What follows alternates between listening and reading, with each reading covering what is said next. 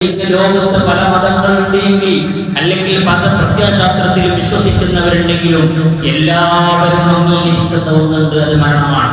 മരണമില്ലെന്ന് പറയുന്ന ഒരാളുമില്ല. ഖബറിനെ അംഗീകരിക്കാത്തവരുണ്ട്, അതേപോലെ തന്നെ മഹ്ശറെ അംഗീകരിക്കാത്തവരുണ്ട്, പടച്ചവനെ അംഗീകരിക്കാത്തവരുണ്ട്. എന്നാൽ മരണമില്ലെന്ന് പറയുന്ന ഒരാളുമില്ല. പരിശുദ്ധമായ ഖുർആൻ പറഞ്ഞില്ലേ, കുല്ലു നഫ്സിൻ ദാഇഖത്തുൽ മൗത്ത്, മരണത്തെ രുചിച്ചു നോക്കാത്ത ഒരൊറ്റ ഒരു ശരീരം പോലുമില്ല. വസ്തുവാണെങ്കിൽ ജീവനുള്ള വസ്തുവാണോ, ആ വസ്തുവൊന്ന് മരിക്കുക തന്നെ ചെയ്യും. ആ വ്യക്തിയെ അല്ലാഹു തആല മരിപ്പിക്കും. മലക്കുൽ മൗത്താകുന്ന അസ്റായീൽ അടക്കമുള്ള എല്ലാവരും നശിച്ചു പോകുന്നതാണ്. കുല്ലു മൻ അലൈഹാ ഫാൻ, ലോകത്ത് നശിക്കാത്തതായി ഒരൊറ്റ ഒന്നേയുള്ളൂ, അല്ലാഹു മാത്രമാണ്.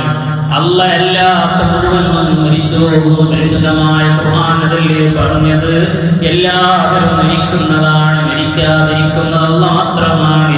എന്തുകൊണ്ടാണ് അല്ലാഹു തആല ഇവരെ ഓരോരുത്തരെയും മരിപ്പിക്കുന്നത്? വഇന്നമാ തുവഫൗന ഉജൂറക്കും യൗമൽ ഖിയാമ, ഇവിടെ നമ്മളൊന്ന് മരിച്ചുപോയാൽ നാളെ ആഖിറത്തിൽ വെച്ച് നമ്മൾ ഓരോരുത്തരും അങ്ങനെ പുനർജീവിപ്പിക്കും.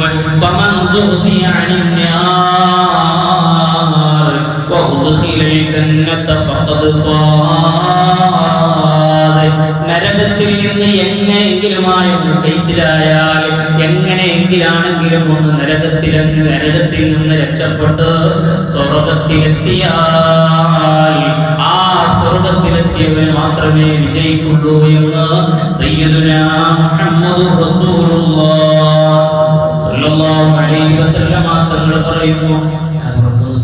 സ്വല്ലല്ലാഹു അലാ മുഹമ്മദ് സ്വല്ലല്ലാഹു അലൈഹി വസല്ലം.